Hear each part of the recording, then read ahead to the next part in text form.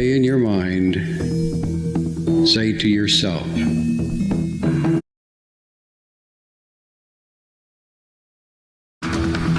because I am more than physical matter, I can perceive that which is greater than the physical world.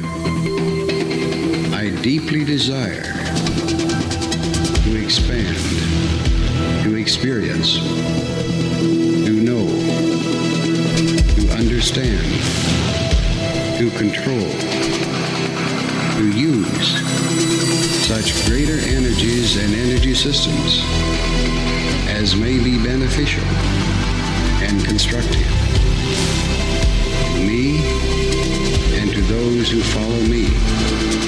I deeply desire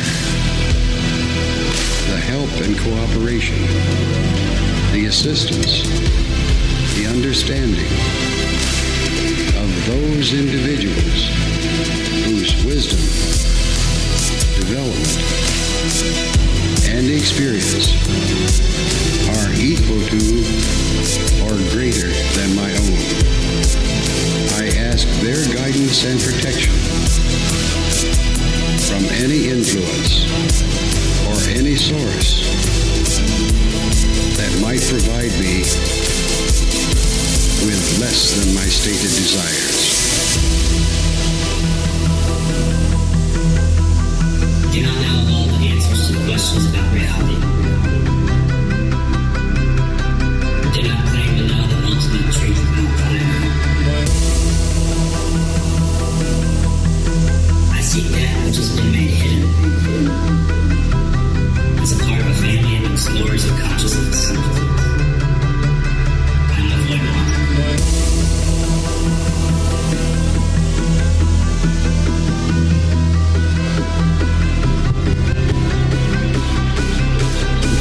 void walker.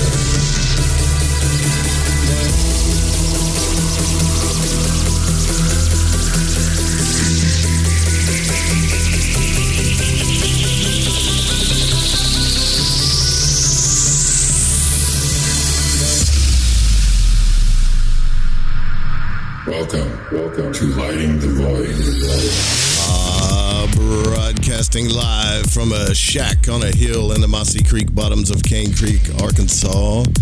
This is Lighting the Void live here live tonight. We are going to be live on Fringe.fm, also YouTube. So we're going to be live on YouTube and Fringe.fm. And if you have to miss this broadcast, you can hear it on all the podcast players as well. So pretty excited. This is a pre-recorded interview, but I'll be hanging out here with you guys tonight. For me, it's a milestone, and I'll tell you why just real quick, and then we'll get into it, because I was blessed to be able to do this interview for a couple hours, actually, so that's kind of nice. So this is like a full circle for me. Like, speaking about magic on this broadcast has been really a passion of mine, and I know some other people that listen to the broadcast too. We've talked to all kinds of different magicians, from Gordon White to Stephen Skinner to Jason Miller, Jason Louv. I'm probably leaving names out too. I think I've talked to just about every magician that I've ever wanted to talk to, except for two, and that was Frater Xavier and Lyam Thomas Christopher. And so I found Lyam Thomas Christopher's book about, I would say 8 years ago. I think it's 8, 9, I don't know, long time ago, by listening to Frater Xavier, because at the time I was just reading Golden Dawn books like, Israel Regardie, trying to find my path through this thing. And then when Frater Xavier mentioned this book years ago, it changed my life, and all kinds of things as I started working through this program began to change in my life. Not just for the good, don't get me wrong, it was a lot of good stuff, but a lot of crazy stuff happened all at once, and immediately I knew how amazing this system was. I finally started understanding things on a deeper level. So Liam's book changed my life, and that's really all I wanted to tell you guys, and also to kind of try to set the record straight, which is really what a lot of this conversation is about. We will get into things like Theurgy and Goetia, Magick, and all of the sorts. So hang with me, hang out in the chat, listen to the interview. If you got any questions, we'll go over stuff afterwards. So let's get into it. I know you guys are ready, right? I'm ready. Let's do it. So doing the, coming on, man. I've been wanting to talk to you since I was following you on Twitter before, and I would watch some of your tweets that were funny. It was a long time ago, but yeah, some of them are really, really funny. So, I used to love Twitter. Yeah. Yeah. And I used to think, man, people, like I was telling you, people would ask me questions about Magick, and I just, basically everything that I was trying to tell them, I read from your book, And so when I saw that you got out on YouTube and you started like putting constant videos out, I was like, oh my God, thank God, because I feel like someone needs to represent ceremonial magic. I just feel like don't you feel like it's really misunderstood? I mean, even today, of course, even among the people in Golden Dawn temples, I know of one who definitely seems to be an initiate, like one guy who's on the internet right now. But most of them are mostly in the Goetia worldview. In other words, like I do magic over here and I get a result over there. Yeah. Most of them are, and we can talk about that. I mean, there's high magic is not that at all, actually. It functions in a completely different dimension than what people expect out of Harry Potter style magic, Yeah. And I spoke to you before that I went on a podcast and I got confronted by people. This is one of those moments where like, man, I wish Lyam was here. But I couldn't, they were saying questions like, well, if magic is so great, if magic is this or that, then how come you haven't, how come all magicians like Crowley and a couple other guys that they mentioned, their lives go to hell in a handbasket and you're not manifesting really anything? And I was thinking, well, that's just 3 examples. But I was trying to explain to them, at least to me, that ceremonial magic wasn't just about manifesting stuff. It's about transformation of the self, You have to experience it. Yeah. In other words, for the original Golden Dawn members, they were pioneers. They didn't entirely understand what they had jumped into. And the ego inflation was the thing that really got them, And now, as far as the very few people that I know in the Golden Dawn, we know that's part of the process. In other words, the student inflates his or her ego with the banishing rituals and the middle pillar, and then it's a controlled process. Now you have to do the work. Now you have to do the journal entries. Now you have to confront these things. And if you don't, you're going to end up like Arthur Edward Waite. Which is a fate worse than death, right? In other words, like you read any of his books, you're like, I can't believe it. What is he? Yeah, but it's all about him and his. I've read his books. They're very like, it's like megalomania almost, in a sense. Right? Yeah. Oh wow. Yeah, and so why? I guess I'll start with the simple questions and I'll get a little deeper. Why magic? Why not meditation? Why not transcendental transcendental meditation? Why not Zen? Why magic? So let's go into something that many people give credibility to, and that would be like Tibetan Buddhism. Many people regard that as a legitimate path, right? So in that tradition, they represent Buddhism as 3 turnings of the wheel of Dharma. And the first turning is the basic teachings that the Buddha first dished out, supposedly. But we don't really know what those teachings were. But they're represented by the Theravada school of Buddhism and what the Tibetans call the lesser vehicle, which is kind of evil of them to do that. But that's their attitude towards those teachings. And so later on, after the Buddha had passed on, the second wheel of Dharma was turned, and people claimed to still be getting teachings from him or from his example. And then we have all this focus on emptiness and bodhisattvas and things like that. It's still very much meditation focused and being a good person and that. And then the third turning of the wheel of Dharma happened, and that's when we get Tantric Buddhism, which is magic. And then we do rituals. We do intensive visualizations. Not that I've been in. I've studied that tradition, and so It's basically you are doing like psychic surgery up to a point where you're basically doing these visualization practices and breath work and stuff like that to get into the psyche and rearrange it so that it functions in a particular way with the help of a teacher. It's dangerous, you know. Whereas if you do meditation, it's more passive, where you just kind of wait for the unresolved dualities to come out of the woodwork, and then you can confront them as they pop up, which is fine because we have plenty of that to deal with, right? And so in Tantra, it's like, no, this is rocket fuel. In other words, you want to turn up the volume on that and really draw this stuff out to confront it all the way to the root so that you can achieve enlightenment supposedly in one lifetime. Right. And it's not about processing all your karma. That's impossible. Karma is everything everywhere, right? It's getting to the root of the karmic suffering and doing in a surgical stayed what do you call it, different phases of the work, and with the help of a teacher, hopefully, or with some kind of formula that you stick to, and so deliberately prodding the psyche to produce its unresolved duality so you can deal with them, deliberately restructuring the psyche, and deliberately invoking powerful archetypal forces. And then meditation is not, they don't really do meditation. It's more like what they call meditation is familiarization. That's the way they translate it. I love that because when you become familiar with your mind as it actually is, that's kind of what they're talking about. You're just getting accustomed and familiar with your mind the way it actually is, not the way it's been crammed into this uncomfortable position now. Right. And so getting familiar with that, but it also means getting familiar with all of the karmic gobbledygook. Gotcha. And these unresolved dualities, when you get familiar with them, they become friendly. In other words, familiar spirits.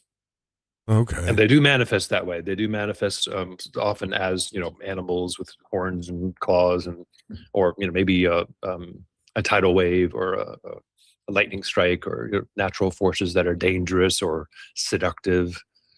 Do those show up in demons. Synchronicity, like kind of synchronistically? Oh, yes. Yeah. Yeah. Now it's synchronistic though. You could, in theory, you could say that, if it's happening in my physical life, what that means is I'm failing to head it off in the astral plane. In other words, it first manifests on the level of the mind, like dreams and imagination and obsessions. Right? And then, and if you don't deal with it there, guess what? Then it comes out into the physical world and then gives you hell there, right? Gotcha. So then transcendental ceremonial high magic, it's been called different things, is essentially Tantra, but in a different system, different, because when you get to the inner orders, or even the inner order, because there's supposedly 3 orders, right? But right, if we could get into the that, secret chiefs, right? Yeah, but you really learned that it's essentially the ancient teachings, what like Tantra, right? Is what this really is. Yeah, the thing that it represents most closely is tantric Shaivism, actually. I was a bit shocked, and for a moment I was thinking that the Golden Dawn was adapted from tantric Shaivism, but then I began to realize that no, these magical traditions with using magic circles and banishings and visualization practices, they all must have come about from a root tendency in humanity, the mystery traditions. Gotcha. And we are very fortunate to have tantric Shaivism still today. It survived.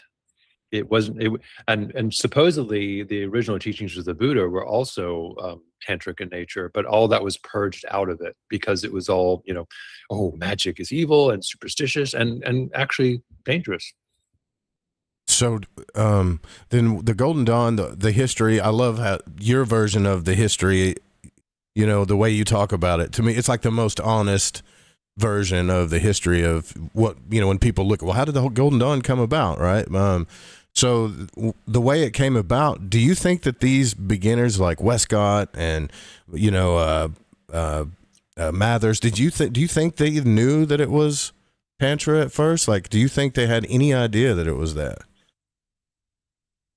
I don't know. And that is a mystery to me, because it doesn't seem that Mathers had the right mindset to develop the Golden Dawn the way it was taking shape.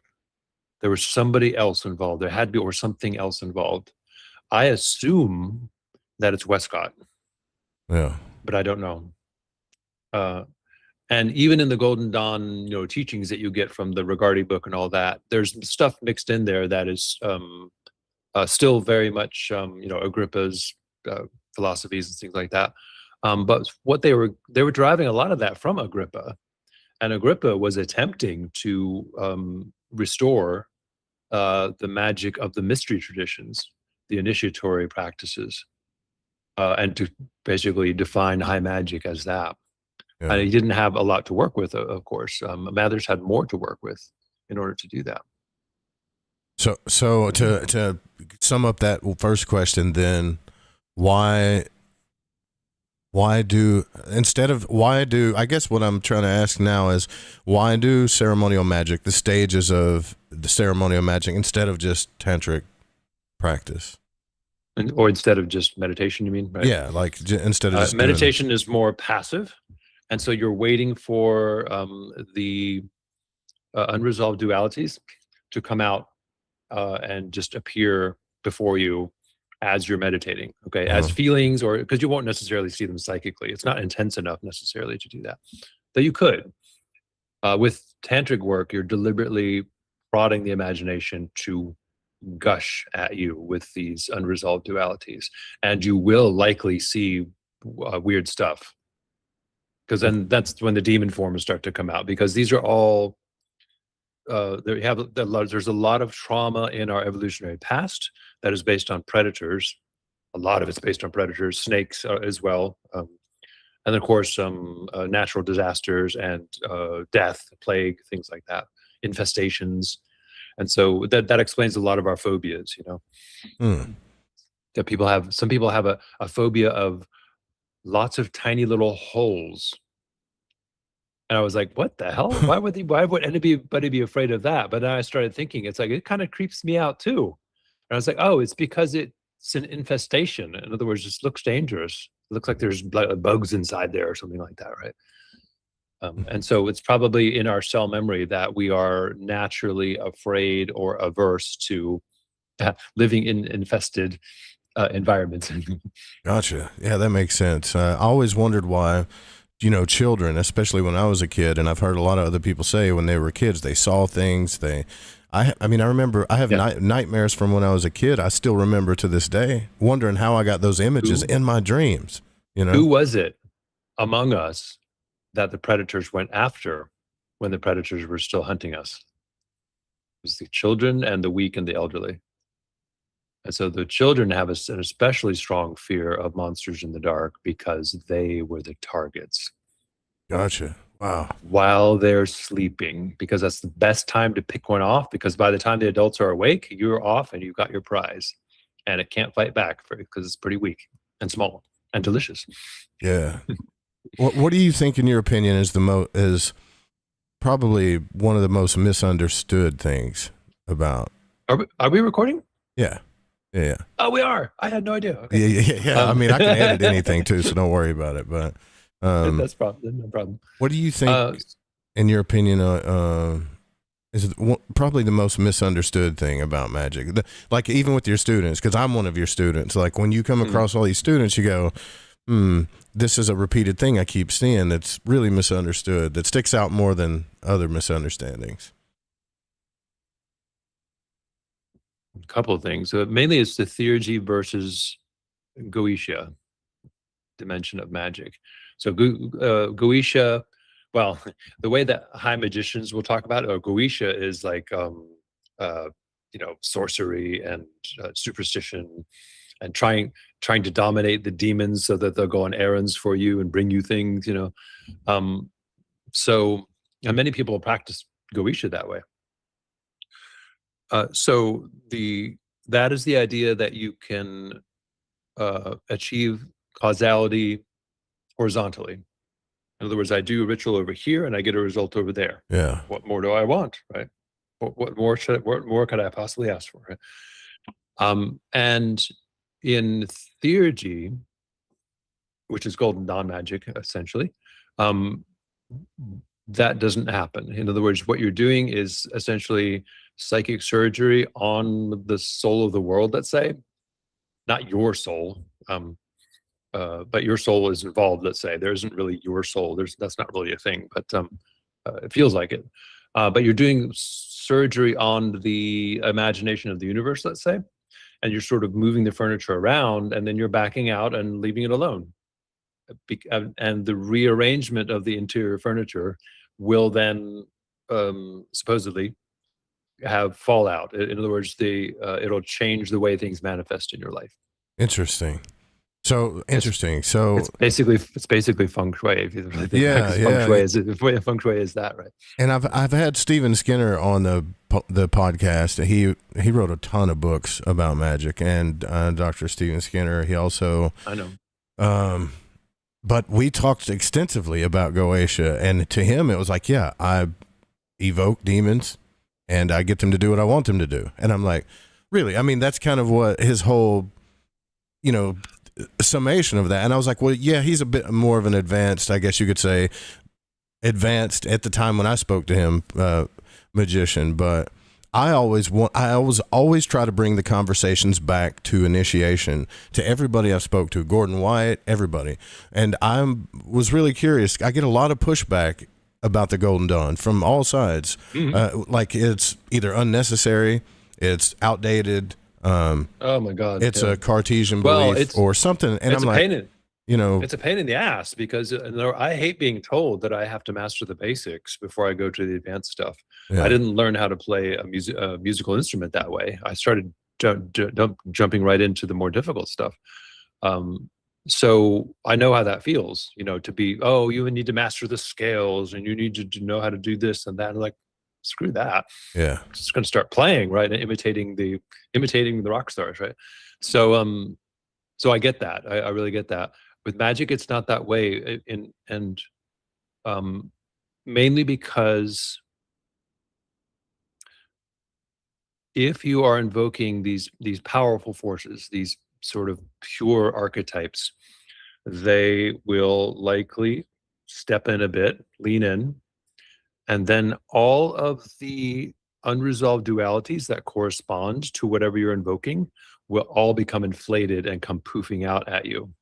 In other words, there's a lot of shit that's going to get stirred up because you haven't purified it yet. Mm. Okay, and then purified is a little, it's a kind of, what I mean by purification is simply getting to know the unresolved dualities that haunt you, which is basically demons. And it doesn't mean that they go away. So if you banish a demon, it's not, if you try to banish a demon, it's not going to go away, okay? It's going to get stronger because you're pushing it out there and poofing it out bigger than it is because you're like pushing it. What you resist persists. Right, you're giving it more energy, really, more focus. You are, yeah. Yeah. Not only that, but yourself as well. So because the way that you respond to that entity out there is also poofed up. And people should listen to this very carefully because the way that you respond to the entity out there, that's the real demon. If you conjure demons and whatever like that, and then you're dealing with them out there, that's the same old habit of, I want to fix something about my life, so I'm going to go out there and fix that thing over there. I need to get a new toaster. I have to have a new girlfriend. I need a new car, like more money. Or I need new bed sheets or something. And then I'll feel better, right? And it's endless. You'll never be done doing that. It's over and over again. You try to feel better, and no matter what you do, it doesn't last. Wow. And so, right, the actual demon that's to blame is the entity that's arising as you, the one that is constantly dissatisfied. Nothing's ever good enough, at least not for more than a few minutes. Right? It's a very bitchy demon, which is the ego, essentially. And It's actually good news, because when you become aware of this thing, first of all, it's a little bit horrifying, but then you realize that this is much simpler than I thought it was. I don't have to fix the world. I don't have to save the world. I don't have to fix all these external world peace, blah, blah, blah issues, right? Nothing can fix the world from those. I'm sorry. But what we can do is deal with the entity that's constantly dissatisfied, because that dissatisfaction that it feels constantly, almost constantly, right, has no basis in reality. Really? There's the key right there. It has The no basis in dissatisfaction that reality. it feels has no basis in reality. Not really. And of course, people would disagree with that, because they, oh, my life is horrible, and this is going on, this is going on, this is going on. Not really. Look at this entity that's dissatisfied, and it, in its constant fighting against all these things, is maintaining those things out there.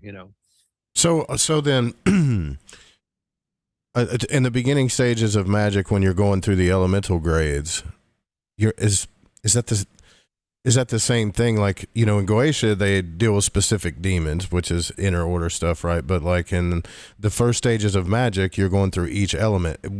Are you treating that element like a demon in a sense, or you know what I'm saying? Kind of like the same process.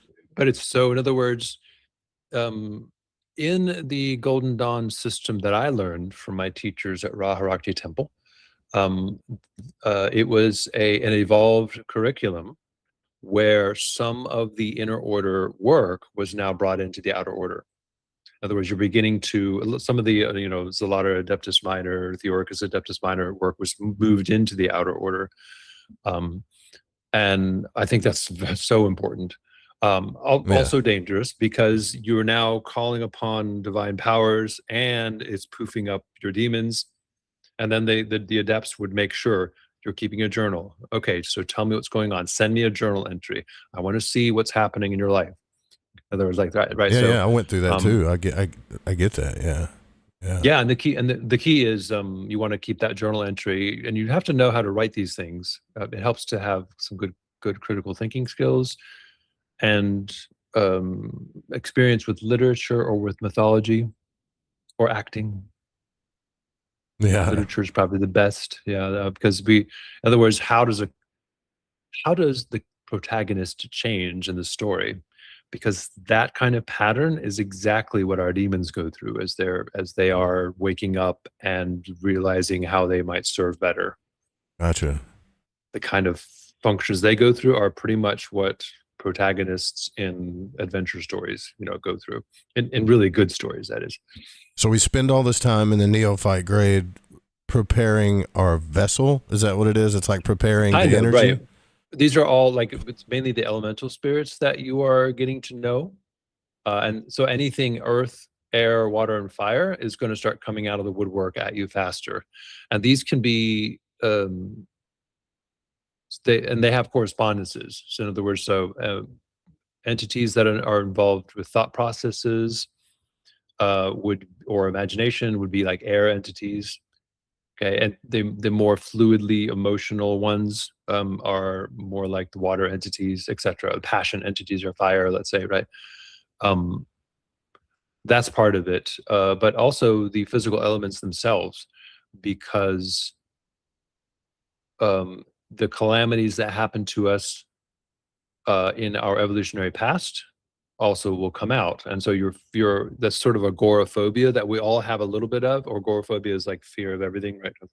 Going out into the world and being attacked by everything. That gets prodded to the surface.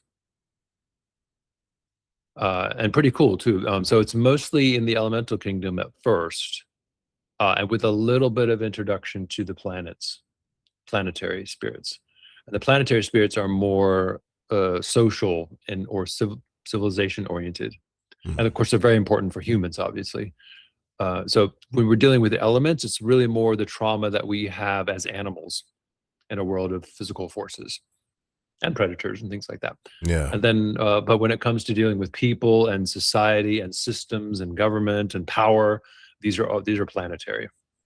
forces. Obviously very important to us as well. Gotcha. So Yeah, I've always, and I could be wrong about this, but I've always said to people, I kind of deciphered this thing, right? So when I studied old Hermeticism, I realized, okay, it's Theurgy, which is the moon, alchemy, the sun, and astrology, the stars, right? So it's like this old system of, because everybody talks about the 7 Hermetic principles, but if you get into like before that came about, it was all based on this idea that, you know, you've got the moon, the sun, and the stars, basically, and that was kind of it's pretty obvious to me that the number 7 is based on the number of moving objects in the sky. Yeah. That we can see with the naked eye. In other words, and the sun and moon are included in those. Yeah. And in Golden Dawn, the system of magic is the septenary. It is just the original planets of the ancients. So there's no Uranus, Neptune, Pluto, Gotcha, or asteroids or whatnot. Right? Yeah. I don't know. It's, you know how you create stuff in your mind, you know, that's because the mind's always trying to put stuff together. I'm like, okay, well, Theurgy is like working out the subconscious stuff. And then the sun, when you're doing the planetary work, is, you know, the alchemical work, right? And which would be like Theurgy, the inner order. We should clarify. What the Golden Dawn has done with its Theurgy means God working. And people would say, oh, it's the art and practice of becoming a living God. So, or it's just invoking the gods, right? The different gods. Yeah, exactly. So in other words, what you're really doing is you are awakening divine virtues and perspectives in yourself, which is essentially, turning you into a god. But don't get full of yourself, you know, because you're just basically have these divine abilities to see things beyond a human perception, let's say. That sounds very sci-fi. Sorry about that, but you're not quite human anymore. You know, somebody comes to you and they're complaining about, well, how do I do magic to get my girlfriend? And you're just like, or to get a girlfriend, and I'm just like, what?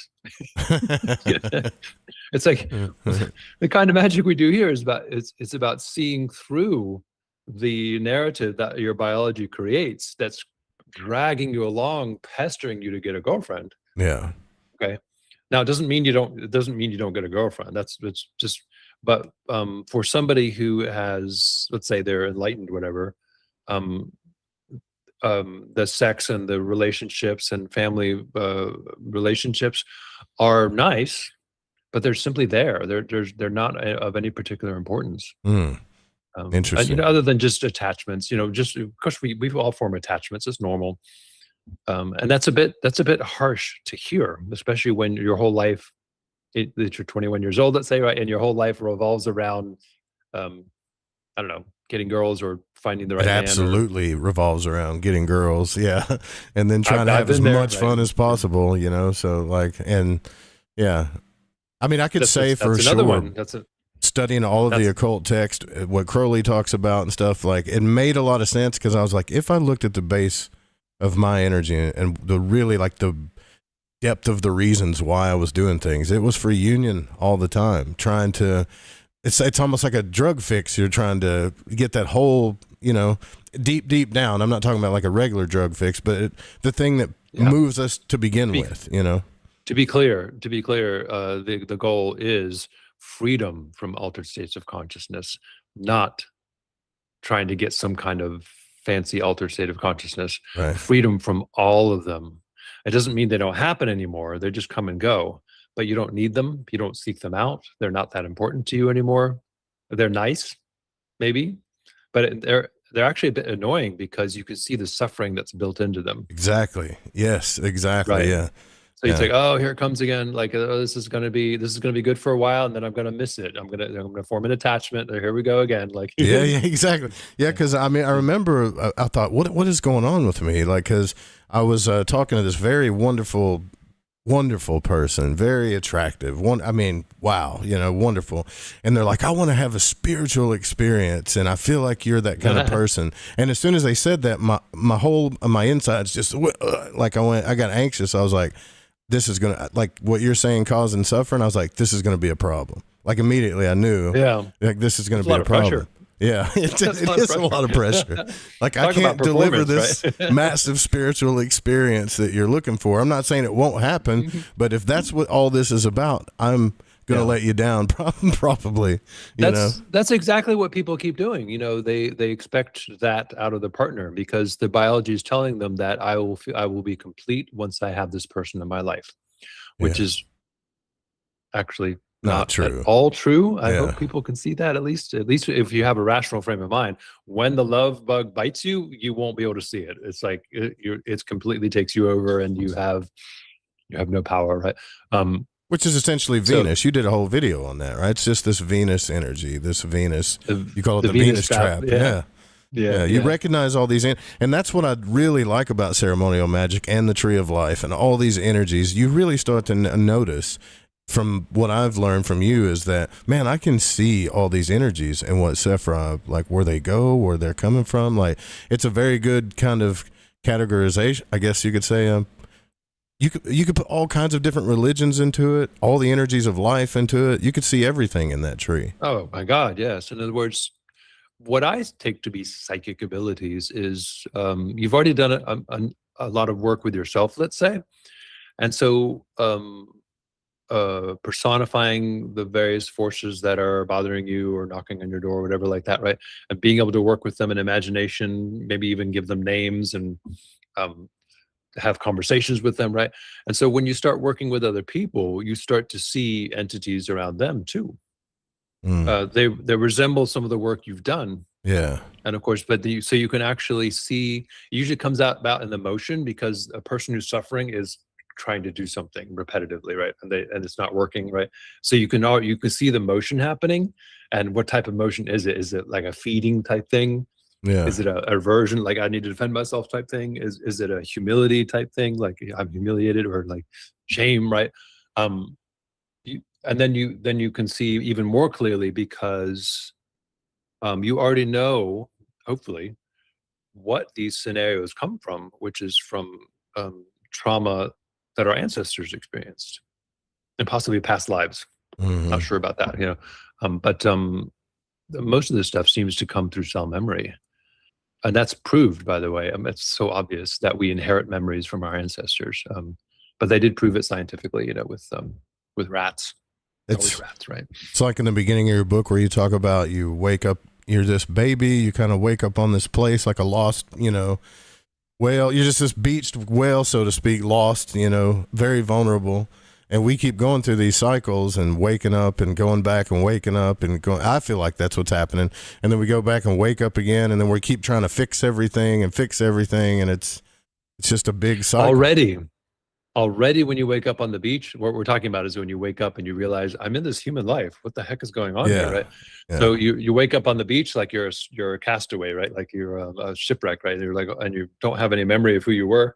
Yeah. So already at that point, there's a narrative being generated by your biology that says you're lost, you're orphaned, you're cast out, you lost your memory, you blah, blah, blah, blah. It's saying all these things. Now you need to go do this. You need to find food. You need to defend yourself. You need blah, blah, blah, blah. What we do is we respond to it like dutiful little puppies, and we do everything it tells us to do. The mind says, go get food. Okay, go get food. All right, build a fort. Okay, build a fort. Feel safe. Okay, I'm going to try to feel safe, right? Find a mate. Oh my God, like there's lots of stress over that, right? And then eventually you start to look at the mind. Every time the mind throws a stick, says, go get it, go do this now, and you go do it, right? Eventually you stop and you don't look at the stick anymore. You look at the mind itself, and it's like, what are you doing? And why am I listening to you? And who are you, by the way? It's like when Jim Carrey said, who is it that is aware that I'm thinking? And he had this big kind of epiphany, in his life or whatever. So I want to ask you about systems too, because I feel like there's a big confusion. Like magic is a broad term, anytime I will speak to people, they'll quickly bring up either Crowley. Even when I bring up the Golden Dawn, it's Crowley, right? And I'll get ceremonial, not ceremonial, but chaos magic stuff. So there's chaos magicians are hyperfixated, at least on, from what I understand, they're hyperfixated on just what works and what gets results, right? Like that's what they say in their books, right? And then, which is the level of Goetia, not high magic. right. But I'm being a bit harsh there because there are many chaos magicians who are aware of what goes on with high magic. Yeah, yeah. And there's some really, really intelligent ones too, for sure. And then Peter Carroll was a friend of Laura York, my teacher. yeah. So she was quite fond of him, actually. Yeah.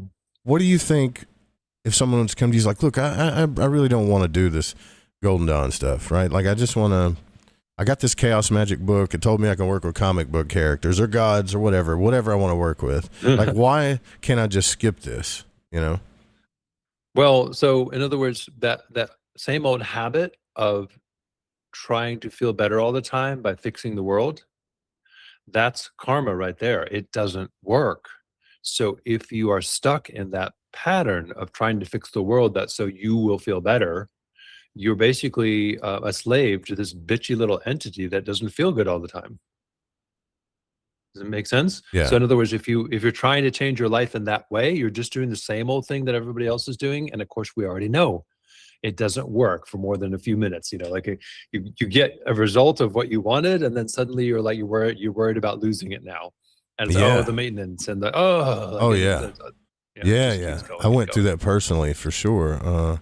Okay, so next question when it comes to the comparison of the two different systems. Let's say a magician that worked under you, read your book, did your whole system, and then once they get through, they get past portal, they're in the inner order, they're like, okay, now I want to try some chaos magic. Would that magician be more, I'm trying to think of a word, not successful, but more apt to get his magic to work? Well, I think Peter Carroll understood the magic, at least when he was younger. I saw an interview when he was older, and he kind of, I don't know where his mind was, but maybe that was the beginning of the end for him. But that he did understand that you're implanting different configurations into the subconscious so that the subconscious will then manifest things differently. Yeah. In other words, into Yetzirah, which is the world of formation, where it's all dream stuff, and then eventually supposedly trickles down into or condenses down into physical reality. So that's if you do. So in other words, if you understand Theurgy, then you will be able to engage in chaos magic, but you're going to be tweaking it to make sure you're doing it correctly.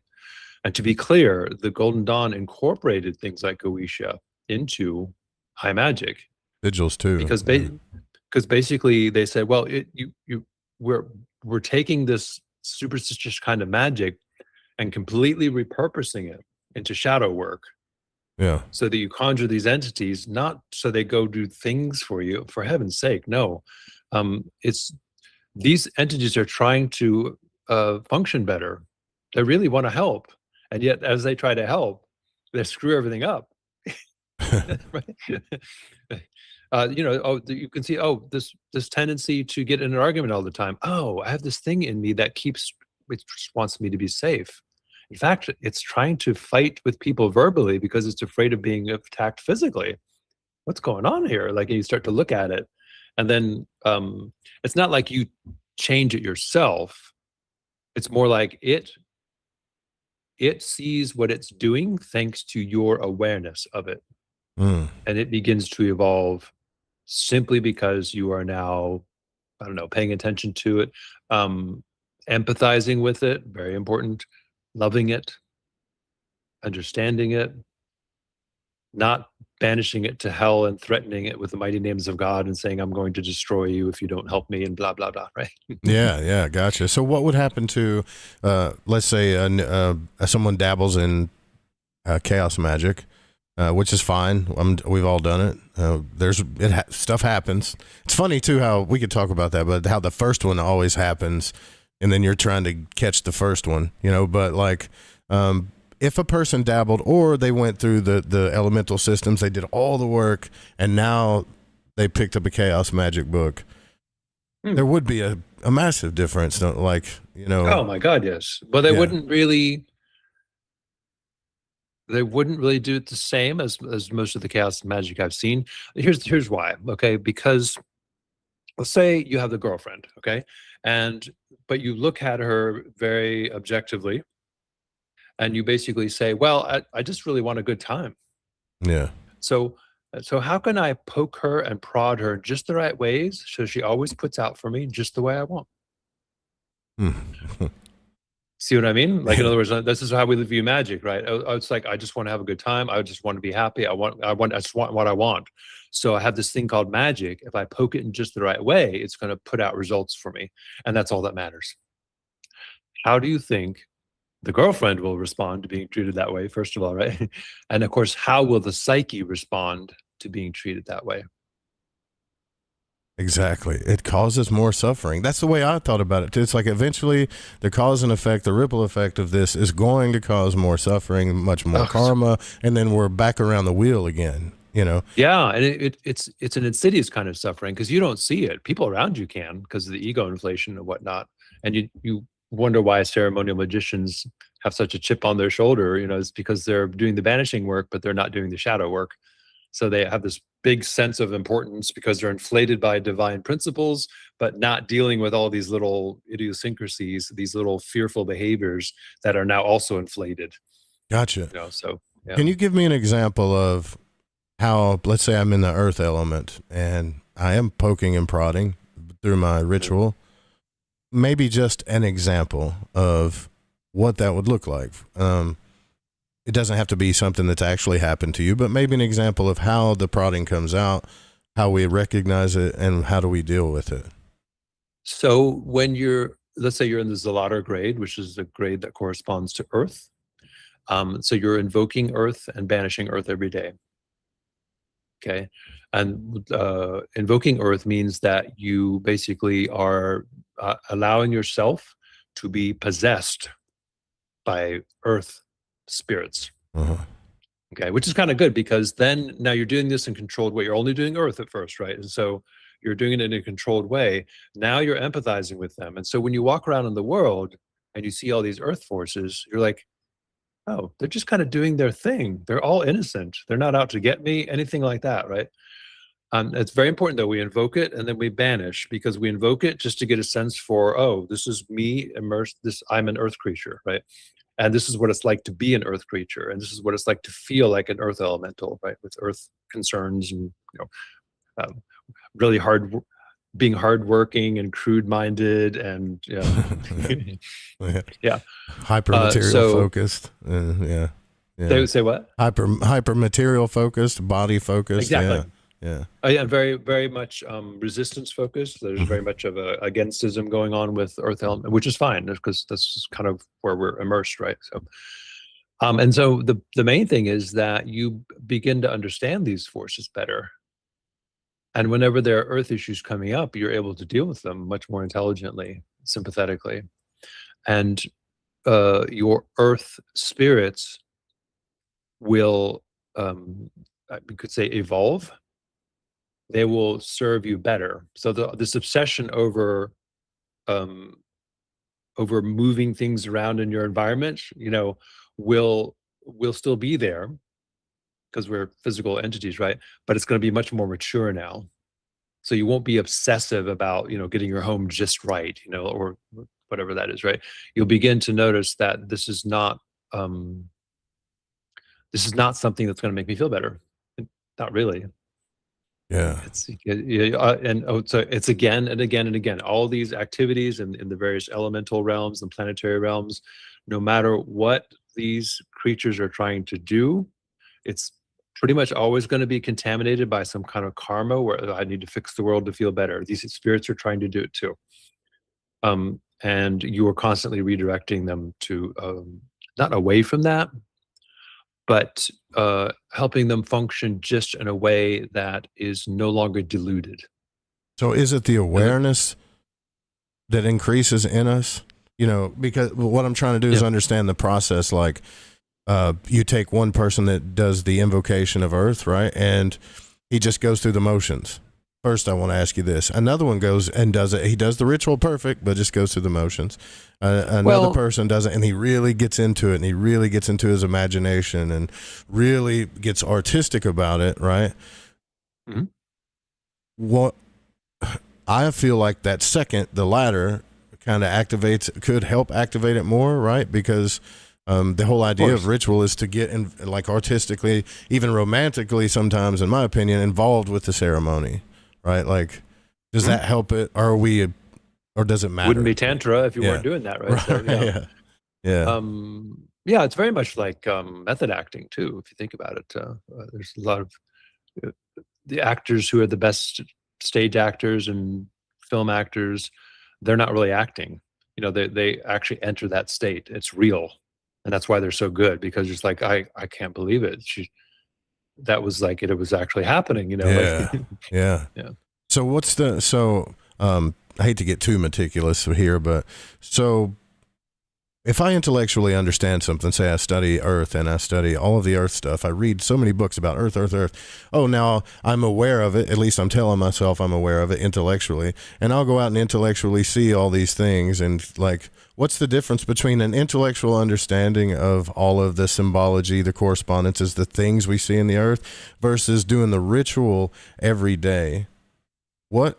Because the forces in your behavior and the forces in your environment are on automatic pilot, and so the thing that changes is the habituation of not only of your behavior and your thinking and your imagination and all that, but also the way that things manifest around you is now going to function differently.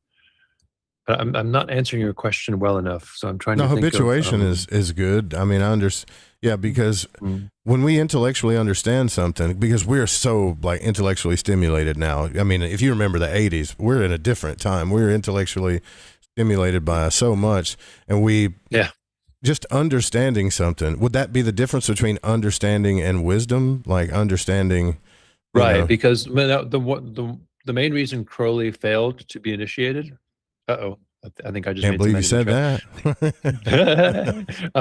The reason he failed was because he lacked empathy. It's painfully obvious if you read his writings. Probably a classic narcissist. It might have been a result of syphilis infection. Who knows, right?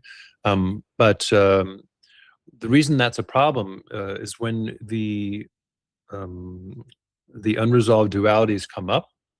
You have to look at them and then speculate about how has this thing evolved to function as it does. Oh, it's just trying to keep me safe. Yeah, or it's just trying to procreate the species. Of course it's going to do that. And you're like, oh, and that entity is like, oh, you noticed me. And the entity will settle down and be like, yeah, I'm really trying to help. I'm really trying to help. And all these subroutines that we have, these sort of habitual behaviors and thought processes and obsessions, they all settle in because now we are trying to empathize with them. To empathize is to understand how they operate. What do they want? What are they trying to do? Mm-hmm. Oh, right. And then if you can't do that, you're totally screwed. Yeah. You cannot do magic if you cannot do that. And I think it's interesting that the primary challenge in the archetype of the magician, even in fantasy, is egotism and a lack of empathy. Yeah, it is really the more. Yeah, it is. Yeah. I didn't even think about that. Even in Doctor Strange, his primary issue was his ego, of course, right? So. Yeah. And a lot of people say too, like, and in the community, I've heard people say, "Oh, you high magicians, you're all just stuck up, snooty." And I'm like, "Well, why do you say that?" And they're like, "Well, read the books." And they're reading like Arthur Edward Waite, or right? And you have to remember that's to be expected. That's the way the magic works. And so when you have a student who's studying under you, and they start getting chip on their shoulder, and they're starting to challenge you in inappropriate ways, and you should expect that. It's like, oh, it's working. In other words, it's exciting and you want to point it out to them. It's like, do you see what's happening here? Okay, and then of course the main challenge is you to get them to turn the light around and look at the entity that is dissatisfied, that is fussing. I'm king of the mountain, right? Something like that, right? To look at this thing that's trying to do that, which can be very painful sometimes. Yeah. Sometimes. Do you think that's what but happened to Crowley in the beginning? He wasn't able to do it. Let me clarify. There's somebody who moves from lease to lease, not paying rent. That's a lot of suffering for him. That makes sense, yeah. But wasn't even able to empathize with his future self. In other words, I shouldn't do this. I'm going to suffer in the future. Poor me then. That the ability to empathize with his future self wasn't there either. And many people might not like me talking about him this way, but you have to remember he was a highly toxic person, mainly because of that lack of sensitivity to how other people felt. And obviously was extremely constantly focused on self-promotion and self-aggrandizement. Yeah, I mean, he was intelligent for sure, but lots of people are intelligent. Intelligence is just fascinating. Yeah. Yeah. I love him to death, but at the same time, if he were alive, I would be like, it would be a test. Can I be friends with him without being abused? Without Probably being not. so. I would probably have to be like many people and just say, get him out of my life. Like if you really have known a narcissist or a sociopath or psychopath, there isn't really, the primary lesson is there's nothing you can really do except get away. Yeah, people are kind of like they're just characters in their story to play with, That's what it seems like to me. It's weird, yeah. Yeah. But they can't even see it. In other words, like you got like the current president of the United States is obviously a classic narcissist, can't even see when he's being emotionally tone deaf. Yeah, right. Yeah. Can't see it. That's Yeah. that was a perfectly fine response. Why are you getting bent out of shape? So would you say feelings, then you don't, Would you say in a sense that ceremonial, I think it would be even greater for today, because we live in this day and age where everything's just info. It's just constant info coming at us. Content is just on the rise. To really slow down and go into a temple and kind of really get involved with the whole thing. It'd probably take 30, 45 minutes if you really, wanted to do something, right? Would be good for us, even just in a healthy sense, wouldn't it? Well, once again, it's much simpler than that, even though it's not easy to confront this thing. It's the entity within you that's constantly dissatisfied. That's the one who's seeking the entertainment. That's the one who wants to constantly be stimulated, wants to constantly be reassured that everything's going to be okay, or that everything's going to hell, because then it makes it feel righteous, the world's all shit, Yeah. And I because I know that I'm awesome, right? All that is very much the same. It's just this thing inside that wants to feel better. Gotcha. Yeah. At any cost. I'll trash the whole world just so I can feel superior to it. It's horrible.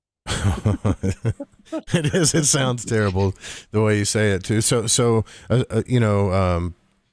this whole process is freeing us from this idea that we have to feed this monster all the time. I don't want to call it a monster, but feed this thing that's trying to. Well, it's not even there. It's a mechanism, and because we've fallen into this state of constant dissatisfaction as a means of getting us to dominate the planet, control things, fight each other, kill invasive species or whatever like that. And it's been working. That's why it persists. And so now humans have evolved into a state of suffering as a means of being motivated. Oops. Then someone comes to you, and what if they say, well, Lyam, I understand ceremonial magic better now, but am I not alive for that reason and that reason alone, to get what I want, to experience something, Kind of, yeah, because remember, karma is everywhere. It doesn't mean that you want to completely, how do we say this? Like for an enlightened being, supposedly, would not be interested in sex at all. This is going to send everybody running for the hills, right? Because no, I just want to get away realized from I'm magic. not I don't want enlightened. enlightenment, and I want sex, right? So, Yeah. Well, I don't think that's true. But I can already see that happening, because sex is very funny. It's very silly, actually. Yeah. And so when you see the narrative that your biology is producing around the sex act and procreation and all that, and the things it's telling you are true, and you look at these like, I'm not complete without her. You complete me. That's completely absurd. That's simply not true, and it's obviously not true, and yet we completely fall for it. We even say, oh, she and I are going to be in heaven together forever. Yeah. What about your previous wife? Oh, she doesn't matter anymore. Like this is the one, right? Yeah. This is I got what you're saying for sure. This is we're all going to be somewhere together, I guess you could, but who knows? Like I don't claim to know ultimate reality. However, this is a really good question. When I was doing our sessions together, which I'm glad you do that. That's awesome. Thanks for that, man. Because I needed the one-on-one kind of teacher-student thing. But the Kabbalah is something that's looked at in a conspiracy world, like, oh yeah, it's the Kabbalah. We know you guys worship the Kabbalah, whatever. And I'm like, no. I've talked to so many people on this radio show, and they all give me these graphs, these glyphs, these maps of consciousness and the stages of consciousness, right? Mm. The Kabbalah seems to, in my experience, work out more accurately. Like, I'm not saying it's ultimate reality. I don't want to say that, but I guess what I'm trying to say is, why did you choose this map of consciousness? Why, and God, Oof. Why did you find it to be the one system that you work with? That you get what I'm saying, I hope, right? Like the primary calling for me, mm-hmm.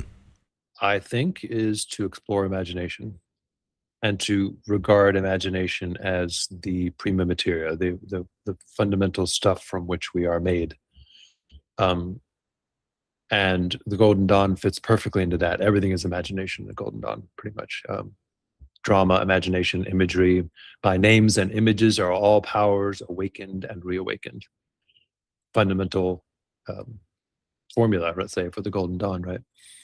And if you look at the world, what's happening is that it's being packaged by the imagination into forms or objects, right? But there are no such things as objects. That's a fiction created by, let's say, the nervous system or whatever it is. The momentum of our species is conditioned to perceive the world in this way. But to the enlightened perspective, let's say, these things don't exist. There aren't even any people in the world. There's no such thing as a person. Now, it's not very nice to walk around acting like people don't exist, obviously. So what we do is we adopt the reality of the two truths. Well, there's the relative truth where we treat people like they really are people and have human rights and all this stuff, right? But at the same time, when I'm looking at them, I see a conglomeration of forces, a conglomeration of conflicting forces, which are all trying to work each other out, right? So, and that's more accurate, but even that's not accurate because there's no such thing as an individual force, Yeah. To explain that clear, if somebody were to go out to their driveway and say, oh, there's my car. Lyam, look, see, that's my car.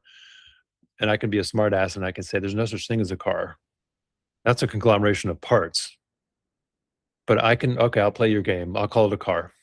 Well, that's why it's Happy? A car, because we agree that it's a car.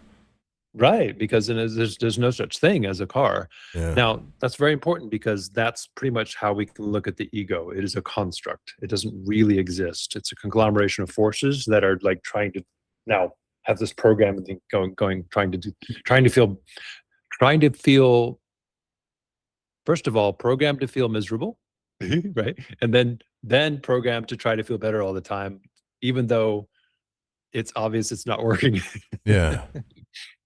Yeah, so the tree, the Kabbalistic tree of life, it's got all these different systems. It's got the worlds, it's got the pillars, it's got the sephira, the lightning flash, the triangles, all these different systems embedded into the system You know, it's like, it seems It's complicated at much first, but no, it's, let me simplify it. Okay, here's the Golden Dawn system.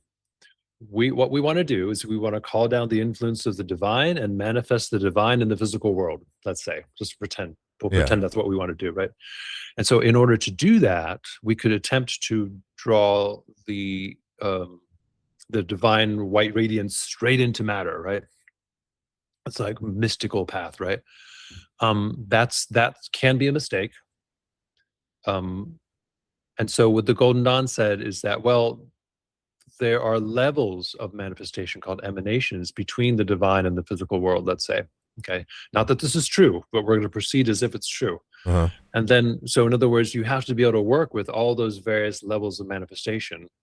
It's very important too, because if you just try to call the white light down, there's aspects of your own psyche that you are ignoring, which are going to give you hell.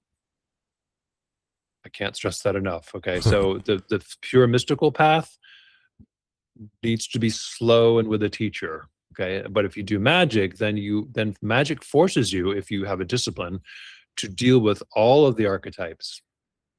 And so in other words, as the divine comes down through all these archetypes and manifests in the realm of the elements, you are making sure you're dealing with all the archetypes it has to filter on through, that it expresses itself through.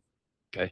And now in astrology, in original astrology, the way astrology is actually envisioned is that the divine is up here, the planets are zooming around here, and then the earth is down below.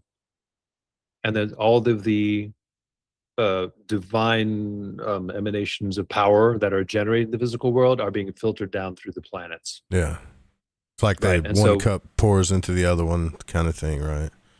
Right. So there's this image in the Golden Dawn of the Ancient of Days. It's on the lid of the pastos, I think it is. And the key is right there. You have this picture of God, this old man with a beard, right? And he's got the earth down below, and he's got the divine light radiance above him. And in his right hand, he's holding 7 stars. He's saying, these are the means by which I manifest myself upon the earth, or even explore my own self in the earth realm. These are my tools. In other words, they're telling the magician, this is how it's done. Yeah. In other words, right. In other words, so the Golden Dawn system is basically about how to join heaven and earth without ignoring something very important, which is the soul or the psyche, the anima mundi, which is permeated by all these archetypes, high-level archetypes, which you could just describe as the planets if you wanted to, but in Kabbalah, they're called the spheroth. Yeah. Yeah. Gotcha. So in a sense, I'm sure you've been asked this a lot, but is it, it sounds like it's purely psychological, which in a sense, would break my heart a little bit, but I don't believe that. A long time ago, someone said magic is purely psychological. I'd have been like, I'd have got super upset about it. But now that I don't really think we totally even understand psychology, there's things we don't understand, I can fix that. In other words, the reason that people say, oh, it's merely psychological, and then they dismiss it, like, that's because in their mind, psychology involves the psyche inside your brain or inside your body, right? My hormones and my neurotransmitters and my behavior, right? And so in other words, this is the belief that the soul is inside your body. You have a soul. And if you have a soul, right, then you can do things to it, and you can sell it to the devil if you want to, something like that, right? Yeah. Then when we think that way, when the psyche is inside us that way, oh, I'm just tweaking stuff inside my head, and I'm just changing my beliefs and my thoughts, and that's all there is to it. And I have some behavioral modifications that are changing my world. Fine. This is not what we're working on. We're working on the soul of the universe, not our individual souls. The collective unconscious, the anima mundi, the soul of the world. And so when you do work, one of the most important things then is to have the romantic worldview, which is what the Golden Dawn espoused, and that is that the imagination is not inside you. You are inside the imagination. You are an imaginal entity. You're a fictional character. You're not inherently real. But as a fictional character, you are powerful and you are important, but Interesting. not inherently real. Yeah. Definitely sounds like the Matrix for sure. Like the whole Neo thing. You know That's why the Matrix was such a mind-blowing, production, because that feed their, and you can tell the authors of that were aware of a lot of the traditions that were teaching this stuff, because all of the, like the Merovingian and or some of the other things, the Oracle, they use all these mystical terms, right? So, because they were delivering something highly important. So when we do, when we get into ceremony and we pull, let's say, or we just do a ceremony, we start using divine names. We're not pulling this energy into like ourselves. Is that what you're saying? Like we're just pulling it from the collective into. It feels like that. It feels like that. But it would be more accurate to say that we're awakening it within ourselves. Okay. Yeah, it'd be more accurate to say that, and that's more. But when you do that, it does feel like they are coming in. Yeah. Yeah. In fact, they can feel like they're kind of coming in from below, and then the whole world is now seen in terms of the way they see it. And one of the most important things about this is if for people who are actually doing Golden Dawn work, you'll notice that they do something called the middle pillar exercise. And there's this fountain of light, and then the fountain of light explodes out here and comes around. This is the route of the energy that pretty much, as an entity tries to take you over and control you, it rises up like this and then projects a worldview out here. And now you're in love, or now you are a business executive, or now you like. Yeah. Yeah. No, I get that. And then that spirit is now in control of you, and you're hypnotized by it, and I really am this thing, So when you do the neophyte work, and let's say you do the neophyte work and you're like, I don't know, like if I could, and you stop, you don't go into Zelator, right? Are you relatively safe in your psyche? Or is it when you move into the work, you know what I mean? And then you stop, like, cause I've experienced the suffering of stopping magic 100%. Yeah. The worst thing is the dark night of the soul, I would think, other than being an annoying asshole, like ego inflation and stuff like that. That's usually what happens to people if they don't do magic properly, right? So the worst thing is the dark night of the soul, because, and I've already talked about this, what you begin to see is that the standard way of trying to feel better all the time doesn't work. And what that means then, by extension, is that nothing I do is going to make me feel better. And it's kind of, this feeling comes over you. It's like when somebody in your family dies, and then you don't feel like doing anything, because what's the point? We're all going to die anyway. Yeah. That's that dark night of the soul. Like nothing has any motivating value hardly at all anymore. Except maybe as a distraction to keep you from thinking about this dreaded idea that I'm never going to get out of my suffering. There's nothing I can do to feel better. And that'll persist for a while, possibly, even if you know better, because it takes you over. It has its narrative. It says, this is the way the world is, right? Yeah. And but what you eventually notice is this entity inside you that is dissatisfied all the time. It's like, oh,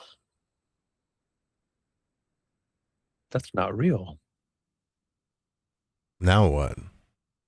Yes, exactly. The whole, that's the initiation. In other words, like oh my God, now I know what's required. It's, first of all, it's a relief, because at first you were saying like, there's nothing I can do to feel better. Nothing works. We're doomed. But then eventually you're like, oh my God, there's nothing I can do to feel better. I don't have to do any of this crap that people are doing to try to feel better all the time.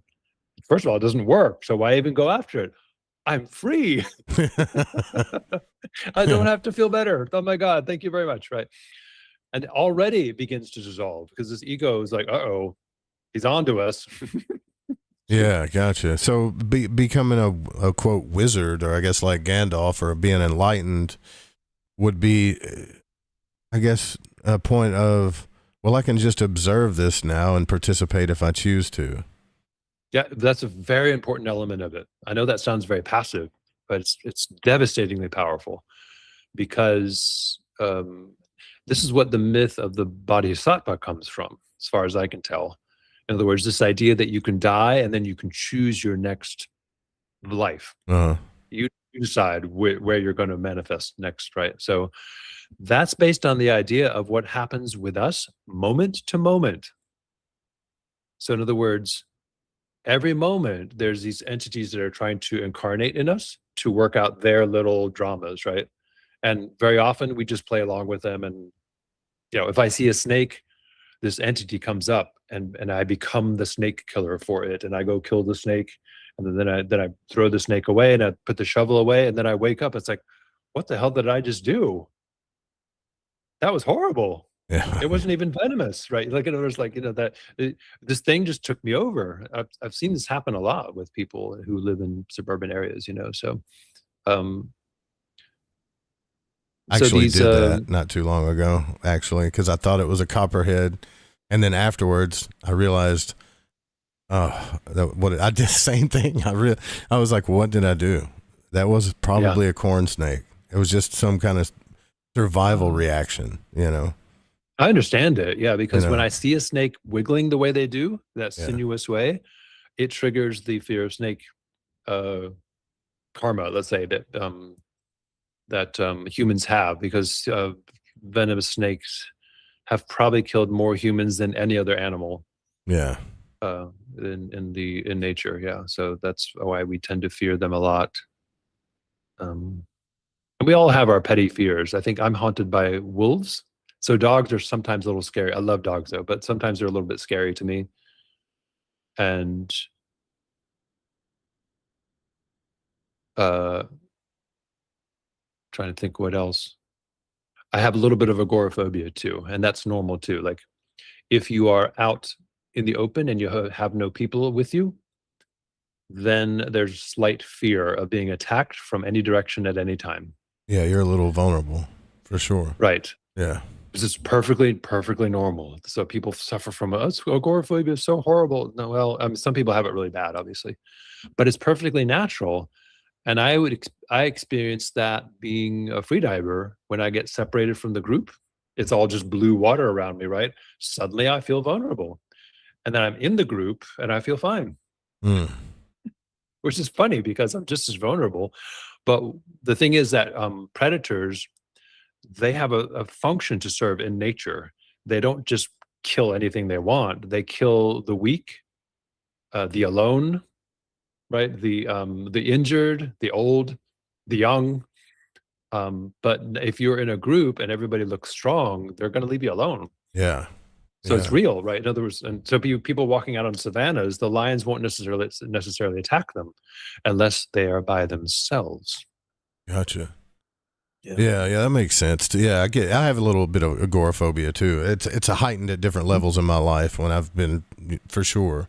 And I wanted to talk about the dream world too. I really wanted to ask you about this because you just did a video on that, and I thought it was one of the most fascinating ones. Why you can't remember your dreams, kind of thing. That was a Klepoth as well, right? Yeah. Yeah, and when I was a kid, I had this dream that a buzzard pretty much ate my insides out. I'll just put it that way. And I was a very little kid. I never even seen a buzzard up close, but this thing was horrible looking. And when I see them today, I'm like, how did I know what that buzzard actually looked like? And that's dream. Like a crucifixion trauma. So I had a dream that my father told me to go to sleep. He said, go to bed. I was scared of the dark. The hallway was really dark. I ran, and I don't remember it as a dream. It's just a memory to me. Right. But, I went down the hallway and I said, I can't do it. I'm too scared. It's too dark down there. And I turned around and everybody in the living room was gone. Dead silent. And then I felt someone put their hand on my shoulder and I turned back around in the hallway to look. Nobody was there. So it really freaked me out. Right. I just like you got touched or something. Still don't know that this is a dream. It's a haunting memory. Run outside to ask, no one's in there. I run outside looking for my dad. A witch picks me up. A witch on a broom picks me up and starts flying me around in the sky, cackling and I could feel Oh my goodness. I could feel it in my stomach, like I'm being slung around on a roller coaster ride. Right? Yeah, yeah. And I'm screaming, "Let me go! Let me go! Let me go!" Well, she finally lets me go. It's perfect opportunity to wake up in the midst of the dream. It's like, what am I doing flying? Oh my God, I'm dreaming. Yeah, and she lets me go. My dad's outside chopping wood at night for some reason. Why? I don't know. And he points to go back in the house. Now, I had this dream when I was a toddler, but it terrified me. And when I ran into the house, a buzzard was just there on a perch, like right when I opened the door. And it was looking at me, and it turned its head, and it stuck its mouth out and went in my insides. Right. And started eating me from the inside out. My toes curled up. I felt like I was going to throw up. My eyes were rolling in the back of my head. And I remember that dream to this day. And I'm 44 years old. Many of our ancestors witnessed that again and again with putting the criminals in the giblets, or hanging them from the gallows and leaving their bodies there to be picked at by the crows, or, of course, being crucified. In other words, tied or nailed to a tree and just left there to die. Mm-hmm. And then, of course, the buzzard would eventually come and wait till you're too weak, to and then start gnawing at you, possibly while you're even still alive. That's fascinating, man. I wonder. And then, I used to think it was symbols. Like from a Carl Jung point of view, I was like, okay, this is symbolism. Maybe my higher self was telling me this is something I need to overcome. But after listening to you speak about, oh my God, no, it's trauma. Trauma. Yeah. I'm like, man, maybe that really happened to me in my past. It's yeah, or you're a witness to it. A good one for me is if I'm in an audience. I tend to be a very active audience member. I hate being a passive audience member. Yeah. But if I'm in an audience and I'm saying something, because I raise my hand and I start talking to the person on stage, I will start to shrink in my chair. Like I'm very tall, but I'm not shy about that. But it's something about sticking your neck out and getting your head chopped off. In other words, I'm standing out too much. I could be punished for speaking up now. And I think what seems to be behind that is maybe my ancestry was witness to beheadings. Is it a recurring dream or like a dream that you remember? It's an image that, well, because when you start to behave this way, it's like, why am I shrinking in my chair again? And people, well, you're just shy. It's like, well, no, it's a shrinking. What is the shrinking involved? I'm trying to avoid sticking my neck out. I'm like. And of course, we have this in our vocabulary, like don't stick your neck out for that person. Yeah, you'll get your head. Yeah, in other words, don't go out on a limb, right? So those are all the kinds of trauma images, right? That's a really interesting one to me, because there is a fear of being punished for speaking your mind. Yeah, which means maybe my ancestry was like witches and wizards who got burned at the stake and executed for questioning authority, So this dream world then, like are we supposed to man, I don't know, I just had a weird thought, but are we supposed to do our work in the dream world as well as this world, right? Is that what Magick is kind of preparing us for? In a sense, or is it? Maybe, but you have to remember that the dream world is always on when you're walking around in the waking world, if that makes any sense. So what's happening is that your mind is packaging forth the experience of the material world into forms, objects, useful tools, cars, people, when in fact, what you're really seeing isn't those things. Those things don't really exist. They're convenient labels. Okay, when my mind encapsulates them into objects like that, that's a dream. It's make-believe. And of course, I do that with myself too. I become this object that can be kicked around by life, right? So, and that's also a dream. And so, and of course, in the dream world, when we're dreaming at night, when we're asleep, that continues. Much more wishy-washy then. But I find it interesting that the forms can be much clearer sometimes in a dream, because then you don't have to deal with the fuzziness of the material world. So just remember that the dream world is constantly going on. And when the Buddha said, there's nothing special about me, I'm simply awake, what he meant was, you guys are dreaming. These objects that you think you are real are not there. Your mind is creating these things, and I am awake to that. That's all. It's the only thing that's going on now, and I can see through it. But And the most important thing is we don't wake up from the dream. There's no such thing. We wake up to the dream. a lot of realists would say to you, but yeah, if I stop breathing, I die. If I cut myself, I bleed. Am I in a dream? Are you saying this is a dream? Like, because you know what I mean? Like people go, if this is a dream, I'll just jump off a building and fly. Well, you know, you're subject to the rules in the dream here, you know, like. Of course. Yeah. I think it was Rupert Spira calls this the material world an element of the dream world, the dream that God is having, which is largely none of our business. And but the dream world that you are participating in is the world that he has sort of created, that we've sort of fallen into, let's say. The world that your nervous system and your karma is creating out of it, that's the dream. Because if you actually, one of the most frightening things about doing this kind of spiritual work is that you can occasionally see reality without any filter, just the senses themselves. And one of the things about that is that people are actually not as pretty as your mind makes them. Right. Yeah. Yeah. Including if you've ever seen Ren and Stimpy, they were kind of capitalizing on that in some of their drawings. You know, they're showing what people actually look like without the imagination cleaning everything up. Yeah.